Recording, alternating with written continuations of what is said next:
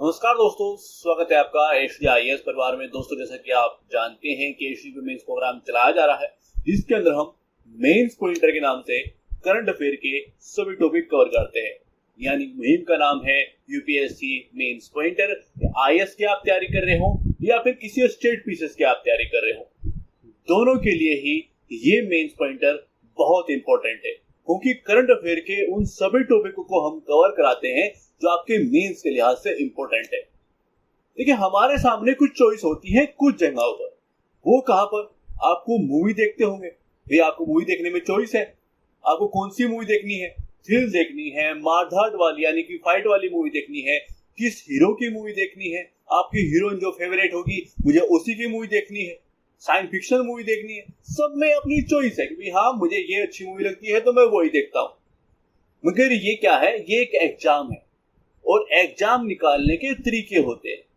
ठीक है, बुक पढ़ना, नोट्स पढ़ना, भंडार लगा देना बुक्स और नोट्स का, और रीड करते रहना कि मैं ये तैयारी कर रहा हूँ, वो तैयारी कर रहा हूँ, चीजें पढ़ते रहना अलग तरीका है। एग्जाम निकालना, एग्जाम की प्रिपरेशन करना, प्रॉपर एक तरीके से चलना होता है कि हाँ, मैं टॉपिकों को तैयार करता हुआ चलता हूँ। नहीं तो आज आप सोच रहे हैं कि मैं फर्स्ट अटेम्प्ट में निकाल लूंगा और पता चला कि लास्ट अटेम्प्ट है और उसमें भी लग रहा है कि शायद नहीं निकलेगा, क्योंकि जिस तरह की मेरी स्थितियां है ना, तो वो चीज ना बने किसी के साथ। वो चीज दिमाग में से निकाल लो। ना ही तो मूवी चल रही है, ना ही कुछ होता है ना कि यूट्यूब पर अब क्या हो गया है कि कुछ टीचर भी जो है वो सेलिब्रिटी बन गए, हीरो, कि हाँ ये देखिए टीचर है, इसी की क्लास देनी है या इन्हीं की चीज वहीं पर ही पढ़ना है, ऐसा कुछ करना है। क्या चल रहा है, क्यों चल रहा है, सिलेबस क्या होता है, एग्जाम पैटर्न क्या होता है, कैसे एग्जाम को निकाला जा सकता है, क्या हमें करना चाहिए, कोई मतलब नहीं। एक भेड़ चाल हो गई है और बस पीछे चल देते हैं। क्या हो रहा है, क्यों हो रहा है, आपको कैसे कंफ्यूज किया जा रहा है, कैसे मोटिवेशनल चीजें चला चला के पागल बनाया जाता है, वो कुछ नहीं सोचना है। तैयारी यूपीएससी की है, स्टेट पीसीएस की है, दिमाग चपड़ासी वाला भी नहीं लगाते हैं कि क्या चल रहा है, क्या चल रहा है। ये सोचिए तो कि भाई ये चल क्या रहा है, क्यों इतना मोटिवेशन। एक एग्जाम की हम तैयारी कर रहे हैं, उसको करेक्ट करना है, उसके लिए प्रॉपर एक माहौल होता है, प्रॉपर एक तरीका होता है कि हाँ, ये मेरा सिलेबस है, टॉपिक को ऐसे तैयार किया जाता है, इसमें प्रीलिम्स और मेंस होता है, मुझे अपनी प्रिपरेशन कैसे करनी चाहिए। तो मैं आपको बता दूं, कोई मूवी नहीं है, कोई चॉइस नहीं है, बस इतना है कि आप जो है क्या कर सकते हैं, एक पैटर्न अपना सकते हैं। हम मेंस पॉइंटर से ये चीज मैं क्लियर करने का प्रयास हम बार बार करते हैं कि टॉपिक को कैसे देख लेना चाहिए। और आज का कौन सा इंपॉर्टेंट टॉपिक है, आइए वो देखते हैं। देखिए, टॉपिक है कि कम वेतन भारत की अर्थव्यवस्था को कैसे परेशान करता है। अब इससे संबंधित सोच के देखिएगा कि मेंस के अंदर कोई क्वेश्चन आ गया तो आप हाथ खड़े कर देंगे कि बस हमसे आंसर राइटिंग तो नहीं होगी बाबू। कुछ चुटर मुटर कहानियां हमें पता है, चीजें पता है, बस वहीं तक ही हम सीमित हैं, क्योंकि बुक्स और कहानियों के रूप में मोटिवेशन चीजें हमें सुनी है, बस वहीं तक ही हम सीमित हो जाते हैं। तो वो चीज चलेगी नहीं। चलेगा क्या, आइए वो देखते हैं। पहले प्रॉब्लम को समझते हैं कि एक्चुअल में है क्या, फंक्शन क्या है, संदर्भ क्या है जिसकी वजह से टॉपिक लिया गया है। देखिए, आर्थिक अनिश्चितता, अस्थिरता, पृष्ठभूमि के बीच जो है दैनिक वेतन भोगी जो श्रमिक है, असंख्य चुनौतियों का सामना करना पड़ रहा है। अल्प वेतन से जो है क्या है लेकर अनिश्चित रोजगार के अवसर तक दैनिक मजदूरों की जो दुर्दशा है, जो कमजोरियों को दूर करने के लिए व्यापक स्टेप की तत्काल आवश्यकता को रेखांकित करता है। ये टॉपिक पूरा इसके इर्द गिर्द घूमता है। अब हमारा क्या चीज होता है कि अर्थव्यवस्था को कोई चीज प्रभावित कर रही है, भाई हमारे टॉपिक से रिलेट होगी, है ना, क्योंकि अर्थव्यवस्था जो है हमारे सिलेबस के अंदर है और हम बात भारत की अर्थव्यवस्था की कर रहे हैं तो वो भी हमारे सिलेबस के अंदर है। ठीक है भाई, उसी के अंदर वेतन चीजें भी आती हैं। तो कम वेतन किसकी बात कर रहे हैं? जिनको हम कम वेतन, जो डेली वेतन जो है प्राप्त करते हैं, है ना, मजदूर की बात कर रहे हैं, जो श्रमिक होते हैं, है ना, जिनको कम वेतन मिलता है, उसकी हम बात कर रहे हैं इस टॉपिक में। अब कहां पर रिलेट खा रही है कि वो भारतीय अर्थव्यवस्था को कैसे परेशान करते हैं, कैसे प्रभावित कर सकते हैं। अब यदि आपके पास पॉइंट है तो लिख लीजिए, नहीं तो दिल के अंदर इमोशनल चीजें कि हाँ ये है वो है, कहानियां नहीं चलेंगी। तो आइए पॉइंट टू पॉइंट बात करते हैं। क्योंकि ये मेंस प्रोग्राम उसी चीज के लिए है जिनको सिलेक्शन पाना है, जिनको कहानियां सुननी है, जाके चाय की टपरी पे चाय पीजिए और लोगों के साथ बात कीजिए। ठीक है, तो हम बात करते हैं पॉइंट टू पॉइंट। अब बात कम वेतन की हो रही है, तो पहले तो यही जान लेते हैं कि इसके कौन से कारक हैं, इस चीज के पीछे, कम वेतन के पीछे कौन से कारक हैं। वो पॉइंट टू पॉइंट हमें लिखना होगा, तो वो पॉइंट टू पॉइंट ही देख लेते हैं। अपनी पढ़ाई को वैसे ही लेके चलेंगे जैसे हमें उसकी जरूरत पड़ने वाली है, हमें उसकी आवश्यकता है और हम उसका यूज भी कर पाए। ठीक है, तो आइए पॉइंट टू पॉइंट बात करते हैं। देखिए, क्योंकि पूंजी जो है वो दुर्लभ है और श्रम प्रचुर और कम उत्पादक है, यानी कि कौशल हमारे पास भी उस स्तर पर नहीं है, तो इसलिए भारत में जो है मजदूरी अपेक्षाकृत कम है। ठीक है, दूसरा पॉइंट क्या कि कम वेतन के व्यापक समस्या जो है दैनिक वेतन भोगों के बीच गरीबी और अभाव के चक्र को जो है वो कायम रखती है। अनौपचारिक अर्थव्यवस्था लंबे समय तक काम करने और कम वेतन और कठिन परिस्थितियों और कम नौकरियों की सुरक्षा, अपर्याप्त सामाजिक सुरक्षा जो है विनय में अन्य समस्याओं से ग्रस्त है। चरम मौसम की जो घटनाएं हैं वो एक प्रमुख कारक बनी हुई है, क्योंकि ग्रामीण जो नौकरियां हैं जो हमें खेत में काम करने को मिलता है, तो कृषि पर जो निर्भर लोग हैं, जो मानसून पर, रबी और खरीफ पर जो है निर्भर होते हैं कि अब जो है टाइम आ गया जब खेत पर काम होगा तो हमारे पास क्या है, रोजगार होता, चीजें होती है वो मौसम के थ्रू आती है। तो ये कुछ कारक है, ये कुछ पॉइंट है। अगला चीज हमारे पास क्या है कि कम वेतन का अर्थव्यवस्था पर क्या प्रभाव पड़ेगा। अब हमारे पास पॉइंट टू पॉइंट बातें होंगी तो हम लिख पाएंगे, तो हम तैयारी को उसी तरीके से लेके चलेंगे, अपने टॉपिक को कवर करते चलेंगे, ताकि डेली जो हम पढ़ रहे हैं वो कुछ तो तैयार हो। हमें एक एग्जाम क्रैक करना है और क्रैक करके देश की सेवा करनी है। पूरा टाइम इसमें नहीं निकालना है कि 5-10 साल इसी में लगे रहे। जो चीजें चल रही है ना मुखर्जी नगर के अंदर, अन्य जगह पर, बड़ी बड़ी सिटी के अंदर, वो आपको ऐसा पागल बना के छोड़ देंगी ना, आप समझ नहीं पाओगे।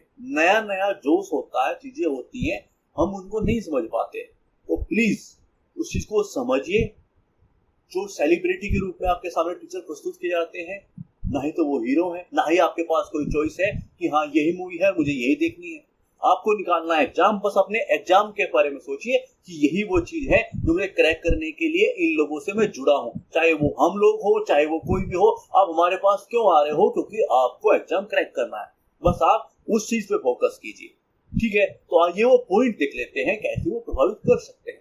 देखिए, कुल मांग में कम उत्पादन, है ना, यानी कि उच्च आर्थिक विकास के जो है जश्न के बावजूद हमारी चीजें बहुत ऊंची चल रही है, मगर क्या है कि घटती आय का मतलब है कि बड़े पैमाने पर लोगों के हाथों में पर्याप्त क्रय शक्ति नहीं है। ये परिवार आर्थिक उत्पादन में महत्वपूर्ण योगदान देते हैं, जो सकल मूल्य के वृद्धि यानी कि जीवीए की हम बात कर रहे हैं 44 से 45% है। यानी कि सोच के देखिएगा पॉइंट क्या है। जब आपके पास पैसा ही नहीं होगा तो मांग कम होगी, यानी कि मुझे किस चीज की जरूरत है ना, हम उसमें योगदान कितना कर पाएंगे। आपके पास पैसा नहीं आ रहा है, आपके पास क्रय शक्ति है ही नहीं। सोच रहे हैं कि आपको बिस्किट खाना है, मगर बिस्किट खाने के लिए आपके पास पैसे है ही नहीं। अब आप नहीं खरीदोगे, कुछ मैं नॉर्मल एग्जांपल दे रहा हूं, आपको कोई भी चीज चाहिए, आपको फोन चाहिए, अब लोगों के पास पैसा नहीं होगा फोन खरीदने का, तो क्या करेंगे?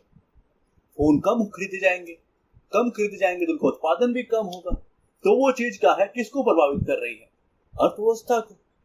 ठीक है, दूसरा पॉइंट हमारा क्या हो सकता है कि शिक्षा में निवेश की कमी होगी, कि रोजगार के अवसरों को जो है चिटपुट प्रकृति और जो है नौकरियों की सुरक्षा में कमी न केवल उनकी वित्तीय स्थिरता को कमजोर करती है, बल्कि भविष्य के लिए योजना बनाने और कौशल विकास या शिक्षा में निवेश करने की उनकी जो क्षमता है उसको भी बाधित करती है। देखिए, एक तरीका होता है, किस चीज का तरीका होता है, मैं नॉर्मल भी बता सकता हूं कि शिक्षा में कमी के बारे में, मगर क्या होगा, जो रियल चीज मैं आपको दे रहा हूं वो क्या है कि एक भाषा होती है लिखने की, जो हम मेंस में लिख रहे होते हैं, एक तरीका होता है लिखने का। आप कहानियां तो नहीं लिख सकते, है ना, तो वहां पर जब हम पॉइंट लिख रहे होते हैं उसका लिखने का एक तरीका होता है, ताकि वो भी चीज आपके पास पहुंचे, एक समझ क्रिएट हो कि हाँ पॉइंट इस तरह होते हैं, और उस पॉइंट के बारे में एक समझ भी क्रिएट हो।